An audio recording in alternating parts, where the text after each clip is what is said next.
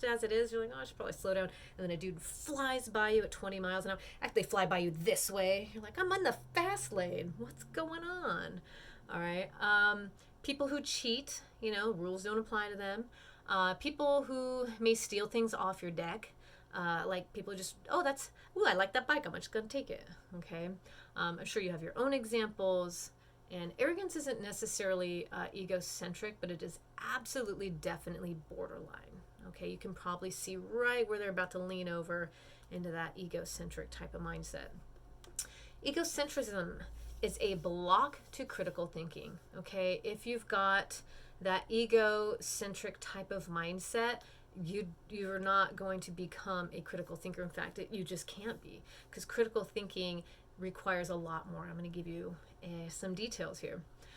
To be more logical, to be more fair and less egocentric, we can focus on developing certain skills, and these are a part of our critical thinking skills. Why you're in this class. Okay. So the first one is recognizing the defense mechanisms we use. We're going to talk about that in a little bit. Okay. Remember, defense mechanisms, things that we do in reaction to things we don't like. Acknowledge our own areas or thinking where we aren't rational, right? Where we're becoming a little too emotional, but not thinking rational or logically. 3, develop empathy for the viewpoints of others, right? So when we hear someone, we try and empathize with them and go, okay, where are they coming from? Why is this super important? Okay, first and most simply is we're a lot more persuasive when we show respect, obviously, and courtesy to those we disagree with. Where is this in the debates? You don't see this anymore. It seems like everything's theatrical when it comes to these stupid effing debates. I want to see respect. I want to see courtesy. I want someone to go, if you show me a president like that or a candidate or whatever, I'll vote for him. I don't care. Republican, leftist, monkey, doesn't matter. Put them up there. If they're respectful and they're, courteous and they're understanding and listening about what other people are saying and willing to go, I could see that. I can tell you where I would argue that based on the research I've done. Ta-da. Where is that? I just want to know. I'm getting cranky over it. Okay. So we defend and protect our egos with defense mechanisms. Was doing a defense mechanism? Maybe. We'll see. Okay, so defense mechanisms are techniques that help us to avoid unpleasant realities. We do this very often. It's a human thing. We just kind of do it. One of them is rationalization. I'm sure we've all done that. Whether now or when we were kids, we've done it. All right, rationalization is one defense mechanism where we come up with seemingly good reasons for what we do. Seemingly good reasons for what we do. We justify ourselves and we make excuses to explain why actions or behaviors that should be examined more closely. Okay? Yeah, rationalization happens all the time. So with that, I'm gonna get my handy dandy book over here. I don't know if you guys remember this on page 51 in chapter 2. Do you guys remember when we were talking about different types of common rationalizations? I want you to grab your book and take a look at page 50 and 51. And then also on page 403, I want you to take a look at, I'm making you run all over here, different examples of types of rationalizations. And I'm going to read you the first one because I'm finding myself doing this right now. So Jorge's favorite political candidate is found to have cheated on his taxes. He rationalizes his continued support for this person by saying he may have cheated on his taxes, but he's made up for it by all the good budget cuts he's helped pass. Okay, rationalization time. Okay, try and figure out which one might this be. So I have an issue because I'm going to tell you right now, I was going to vote for whoever the Democratic nominee was. Mostly Biden, because he stood for the voice of women during sexual, sexual assaults, right? And so that he was saying women had a voice. Guess who was just accused for sexual assault?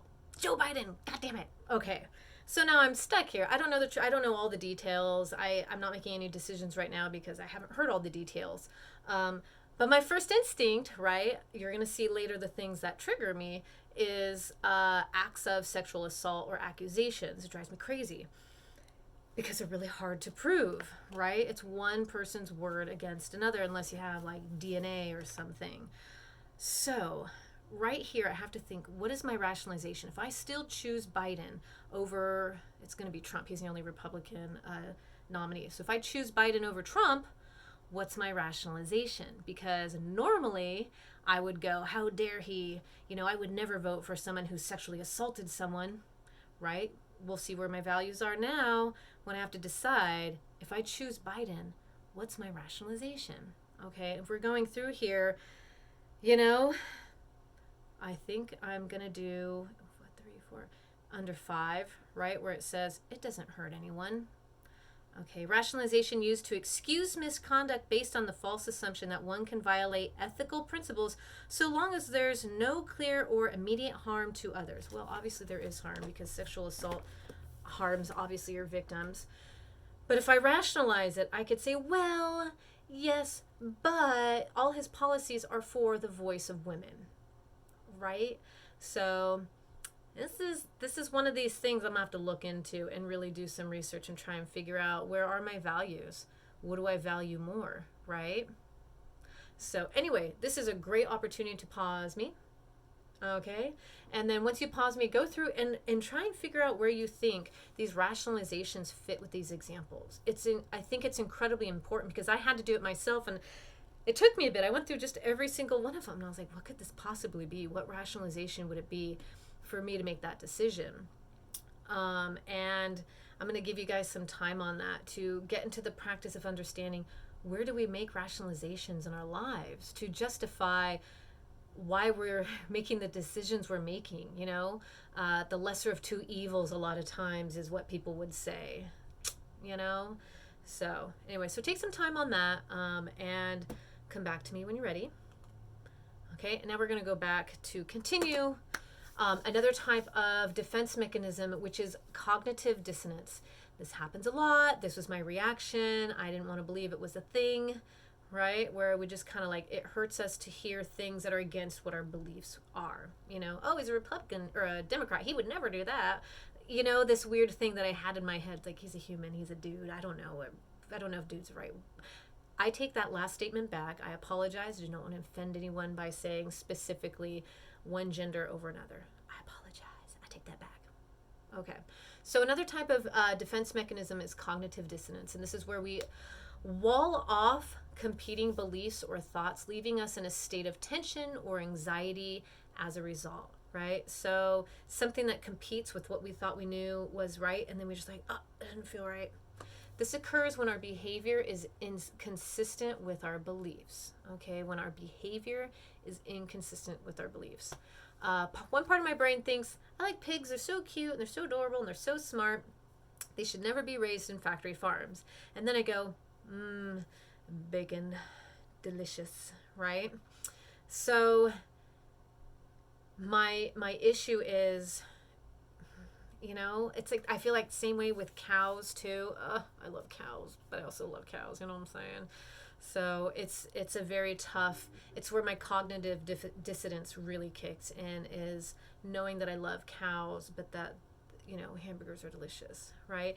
It's morbid, it sounds terrible, but this is kind of like, this is that part where we have to try and decide our behaviors versus our values. I do have a little picture up here about it. Cognitive dissonance is when, it's why people get upset when their beliefs are challenged, okay? It's a mental conflict occurs when beliefs are contradicted by new information. The things we thought we held true to ourselves, and then it's proven wrong. It's hard to accept, and, you know, it makes us angry, and we're trying to figure out, you know, how to handle this, and people have a physical reaction to it. So an extreme version of cognitive dissonance is PTSD. So a soldier who's returning from battle where he's traumatically seen civilians killed on a foreign street will have trouble not reacting when he's walking down his own street and here's a car backfire. We've heard this many times. We see it in movies, or people we know who have these reactions. Do you know anyone who's had PTSD? And maybe from the campfire, I see it in my father a lot. He was the only one of our family who came down the hill, and he talks a lot about the exploding propane tanks. And never seen my father cry. I saw my father cry when he talked about that. That was some wild stuff. So PTSD can also result from all kinds of trauma. Being abused can cause it. And as you can tell, my reaction to sexual assault is because I was sexually assaulted. And so for me, I actually have a physical reaction to things because of it. It's actually like I physically can feel where, it all happened. Okay. So this can result, being abused, can cause a lot of PTSD. And the reaction here, so like how can this result in cognitive dissonance is the question. And so an example, a child is expected to act as if everything is okay at school when they know they'll be beaten or mentally abused when they get home. For me, I was expected to act like everything was okay despite the fact I kept being brought around, a certain family member, and it was really hard. So I would have really bad reactions to seeing this person, despite everyone knowing that this was the person who abused me, right? So the idea here is the family didn't want to believe that this family member would do it. So that was their cognitive dissonance. Is like, well, why would that be?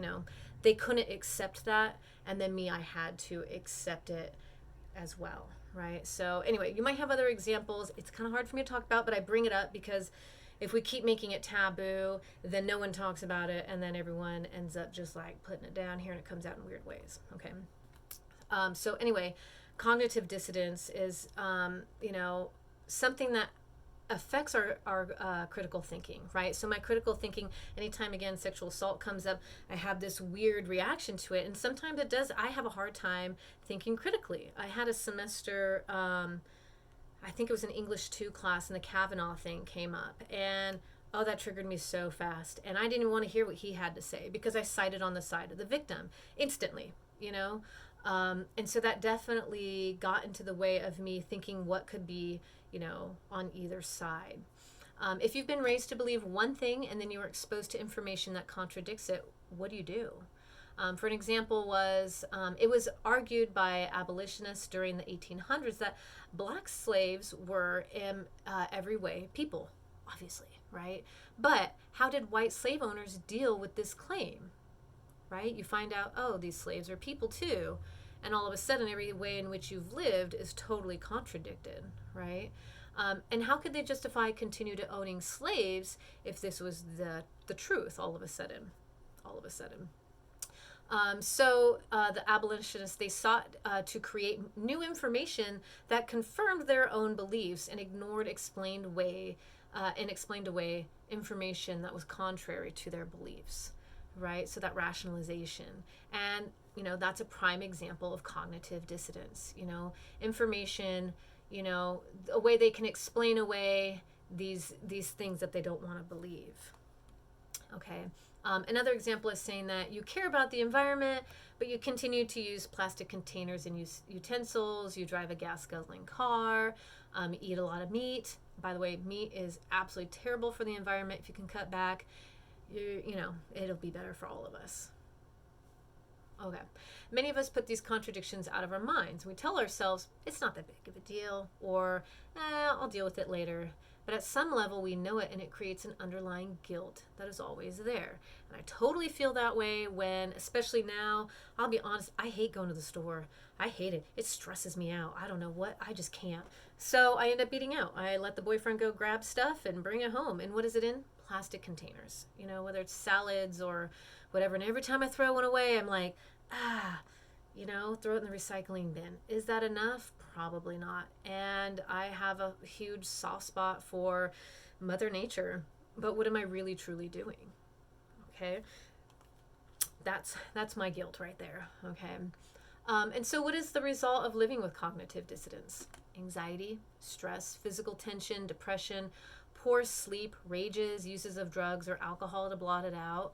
I mean, throwing away plastic might not result in this, but other things that we talked about previous do create these types of behaviors. And does everyone have cognitive dissonance to some extent, right? On a spectrum from here to here. We probably all have some situation where what we know and what we do butts up against each other. Okay. Sometimes it's a result of poverty. You know, to be honest with you, I can't necessarily afford to be as environmentally active as I'd like to be. I would love to have a house with a garden and, you know, grow my own food and have a compost pile and, you know, ride a bike to work or, you know, something like that. All these beautiful imaginary things. But am I lying to myself? Could I do more work? You know, is there more that I could do? Probably, absolutely. And there are little things, but is it enough? I don't know. A little bit does help. So some other factors that keep us from changing our thoughts to match our actions. We like to make rationalizations as to why we're not changing ourselves. So like in an environmental example, remember Julia Butterfly? Remember the butterfly lady? We're talking about the guy who was going to chop down the tree versus the girl who's living up in it. So Butterfly Hill, who lived up in that redwood for about 2 years, some people just live their lives with congruence. And congruence is where your beliefs conform with your actions. You know, if I'm truly an environmentalist, how much more am I pushing to not use paper towels and to find ways of not using plastic containers? What more am I doing? Am I actually living in congruence with my beliefs? All right. Environmentally, this could be people who are vegans or people who reject the consumer lifestyle, going out and buying clothes every day, that sort of thing. Mother Teresa, she gave up a comfortable lifestyle to minister to the poorest people in India. And that's absolutely an example of congruence. I personally don't know if I can make that sacrifice. You know, I haven't been given the opportunity, but I have a feeling I'd turn it down, right? What do my beliefs and my actions really hold up to? And then environmentally, there are people who genuinely believe that the environment is going to be fine and that there is no problem. And they too are living with congruence unless they are unwilling to learn anything else about the issue, right? So in a way, yeah, it's congruent to what they believe, unless they're willing to change, you know, maybe their mindset. And it doesn't have to be about the environment. Of course, that's part of where my heart goes. It could be about politics, wars, laws, treatment of minorities or women, and etc. Anything where what is happening socially may be at odds with how we go about our lives. Definitely something to think about with what we have going on in the world. As always, it'll probably always be this way because we're humans, and the things we talk about here, these are traits. This is what we do, right? So do you know anyone whose beliefs and actions are congruent to a much greater extent than the average person? Hell yeah. My friend Darcy, whew, she's got me on like, she'll sit and talk to me about all the ways in which she works to help the environment, whether it's wooden utensils, reusable paper towels, feminine products, like every single thing she does, I'm all, that's brilliant.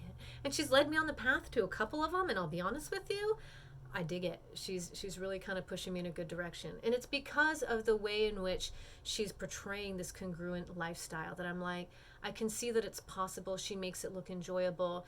It is possible, right? Is there some way in which you have tried to become more congruent? If you are environmentally minded, what little things are you doing to try and say, yes, my beliefs and my actions are now congruent or becoming more so? So my personal example, eating vegetarian isn't often as possible, but I know that it's hard on the environment, so I don't go out of my way to necessarily eat meat. Sometimes I forget to eat meat, just because it kind of turns out that way. I try. Okay. And then there's sometimes where I go overboard on meat every single night because it's easy and, it's good. So, it's a really tough way to, live congruently. So not buying bottled water is one thing. I hate seeing bottles of water. It drives me crazy. The boyfriend just bought a whole bunch. I'm all, you're killing me. Didn't say it, but I feel it, because of his work. right? His rationalization, he uses bottled water. So anyway, so for me, also, I try and use, it's environmentally safe feminine products. So instead of pads and other things, I use like an underwear, and it's great. It's fantastic stuff. And some of you might be going, that's too much information. I'm like, you know what? We live humans. We're humans. It happens. But that kind of next step for me was like, wow, I never thought that I would change my habits. I never thought that I could take this next step into using a product I've never used before. And I was afraid of it. And now I'm just like, oh, this is great. I'm so glad my friend Darcy suggested this, right? And this could go for almost anything if we are open-minded and fair-minded about what people might be suggesting to us. And I hope you have your own examples and ways in which you've tried to live, congruently. So one thing would be, sheltering in place and wearing masks as a way of living in congruence. We say we care about each other and the environment. That's the way we would do it based on the way we as a whole have come to an agreement that this is the best option. Those that ignore these warnings and, congregate together during a time of high virus contagion, like if this was like a couple months ago, you're not living with congruence. In fact, you're enveloped in cognitive dissonance, right? All right. So rather than developing congruence, some people deal with cognitive dissidence through denial. Denial is not a river in Egypt. You guys ever hear that? I'm old. Okay. Denial is a state of mind that blocks critical thinking by refusing to accept facts or evidence and rejecting information that threatens the choices that have been made, right? Denial of going, oh, didn't happen. All right. Do you know anyone who's in denial about the virus, that, they don't want to change, they don't want to change from the norm. Maybe there's something inside that makes them go, nope, this is not the way it should be. On this slide, it's called "You Are Not Going to Believe," and I want you to watch the whole thing. Pause me, get to that, and I want you to watch that whole entire thing. It's from the Oatmeal. It's really charming. But the idea here is that we develop our own home. We develop an idea of what the world is supposed to look like. And we have these walls, and a little roof, and everything's supposed to be a certain way. It's supposed to always be this way. And when something comes in and doesn't fit into what we believe to be our safe space, our home, the way things have always been, throws us way out and the house falls down and we're devastated. And the idea here is we have to understand that the houses that we are building ourselves when we were children and what we were told, we have to be okay with the fact that they're going to fall down, and they're made of cards in a sense, right? And that's just kind of how it is, because what we were born. Okay, here's one. Christopher Columbus never once stepped foot on North America. Never once stepped foot on North America. Right? And our entire lives, all through elementary school, oh, Christopher Columbus is this great man. And all these things that we are taught to believe, everything's cookie cutter, everything's pretty, everything looks like this, and Jesus was a white man, and whatever. I don't know. Forgive me if I'm, offending anyone's religion here, right? So we have these ideas of what we think things are supposed to be and look like. And when someone throws something at us and tells us it's different, it's like, oh, how dare you? That's not right. Well, if you look into the research, you're like, nah, trust me, Jesus is not a white man, right? But we have seen all these pictures and all these depictions of what we think this person is supposed to be. And when someone tells us otherwise, we don't know how to handle it. And it hurts, and we go into denial, and our house falls apart, okay? So go ahead and watch that video and then come back to me